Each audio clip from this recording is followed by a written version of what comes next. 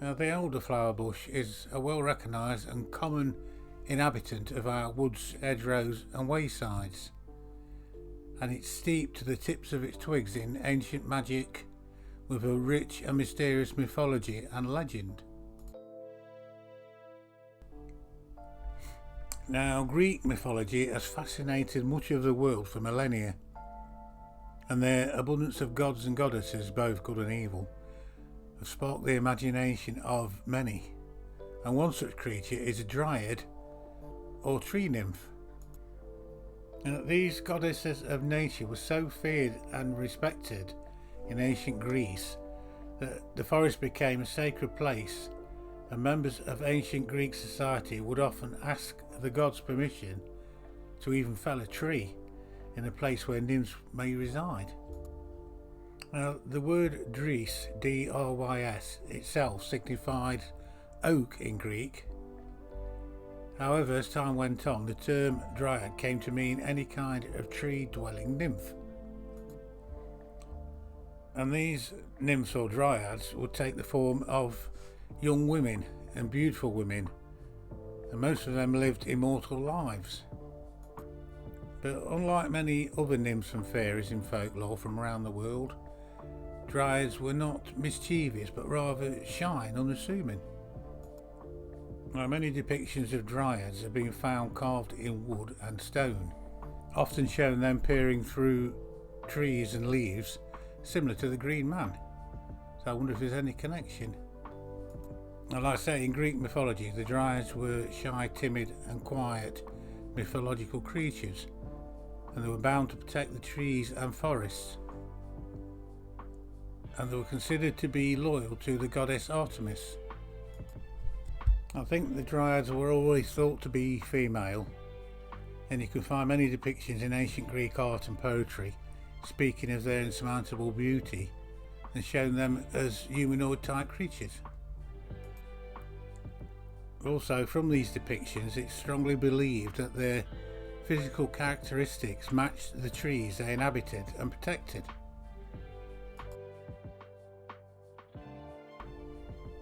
More local folklore connects the elder tree to a crone-like figure and not the form of a young and beautiful woman, but a dryad called Heldermare, the elder mother. Now, in various parts of England, Northern Europe, Scandinavia, it was thought that to take wood from the elder tree, one would have to ask the elder mother first, or else severe bad luck would befall the woodsman.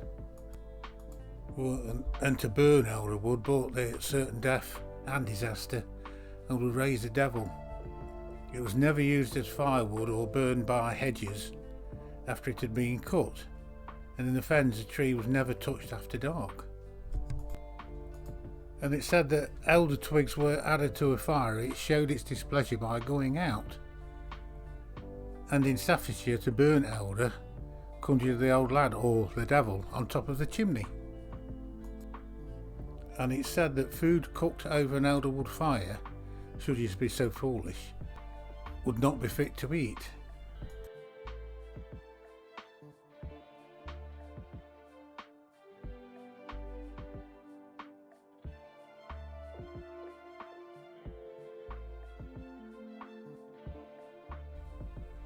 In the Celtic lunar or Ogham calendar, which ascribes a tree and a letter to each month, the elder is a tree of the 13th month and is known as Ruis, which signifies the letter R.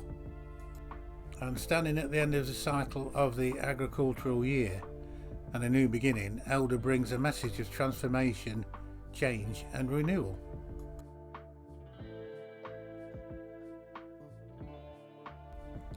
And in common with many other trees with white blossom, such as hawthorn and rowan, the elder is steeped in fairy lore and the goddess mythology. One of the old myths is sitting under, or more riskily sleeping under, an elder at midsummer was said to enable one to see the fairies, or even see them going to their midsummer feasts. But the danger then was being transported into the underworld and not being able to escape. And Elder is certainly associated with a spirit being, possibly the dryad Hildemay, who is also guardian to the underworld, where the fairies and spirits of the dead reside. In the past, elder trees were planted close to houses to protect them from lightning, evil spirits and promote fertility. Nowadays we just cut them straight down. Elder was often planted in graveyards in the distant past, and crosses of elder used to be placed on new graves, and it's said that a flourishing elder showed that the dead were happy, but more importantly were not coming back to haunt us. And the strong fragrance of the elderflower was believed to ward off evil, and it was supposed to bless in households as well.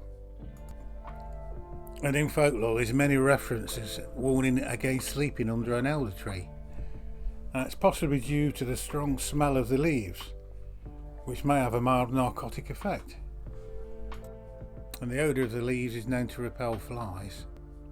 It's said the fairy folk love any instrument made out of elder wood, and wood from the elder tree lends itself well to making whistles, pipes and other musical instruments, as the branches contain a soft piffy core which instrument makers remove to create hollow pipes. It makes a hard, easily polished wood. Ancient folklore says that witches can turn themselves into elder trees, and its wood is used for making magic wands, and are supposed to be the most powerful ones. I also read that in Ireland witches rode elder sticks, not broomsticks. I read of a story about in a village in Northamptonshire about a man who cut a stick for his son from an elder tree, and he was horrified to see that the tree bled. On the way home they met a neighbour, a woman reputed to be a witch.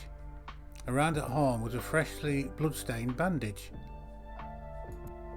Coincidence or not? And a bit like Rowan, people saw the elder as being a protective tree, and it was thought to be lucky if it grew near your house, especially if it self-seeded near the back door. People believed it would keep evil spirits from entering the home with a rowan tree at the front. The elder had very negative Christian legends connected with it, probably to suppress earlier pagan beliefs, as they often did. Many other trees and plants with pagan associations also suffered this fate.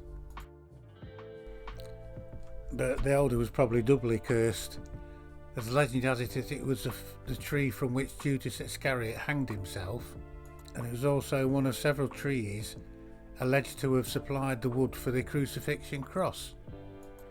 Although, given the small size of elder trees and how weak the wood is with its piffy centre, neither of these stories seem likely.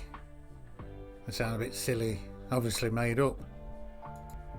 Saying that though, but elder's sinister reputation is far older than Christianity. They're thought to have sprung from ancient, now forgotten animalistic beliefs, like the tree being inhabited by the elder mother, even though she was harmless and passive.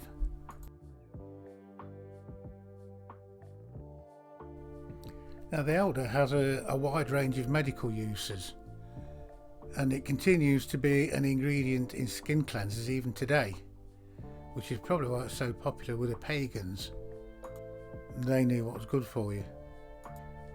Now elderflower tea is traditionally a remedy for colds and flu, while elderberry drinks have long been prescribed to soothe coughs and sore throats. In Shropshire, a necklace of elder would be hung around the neck of a patient afflicted with whooping cough. And in Somerset, warts were treated by cutting a leaf, then rubbing it over the affected areas, burying it, and as the leaf decayed, the warts vanished. A similar thing works with garlic. In Cambridgeshire, they used to chew an elder twig to help with toothache. Then it'd be stuck on into a wall with a message, "Depart the evil spirit." As I say, elder's been used medically for millennia, and even still today it's used in modern herbal medicine. You do need to show little caution though. The berries and flowers are the safest part of the tree. The bark can be really purgative and the leaves toxic in the wrong dosage.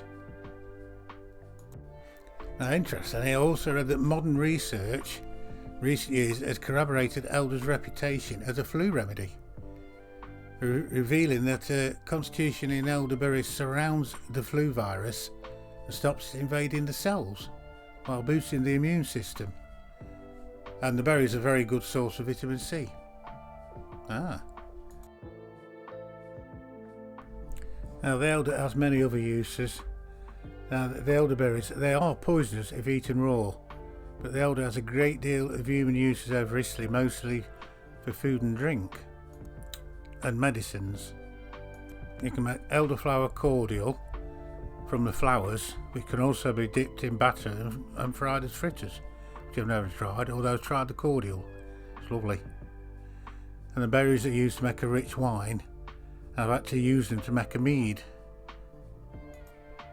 Interestingly, the pith of the elder has been used by watchmakers for cleaning tools before intricate work. And across the Scottish Highlands, part of the tree was used for dyeing Harris tweed.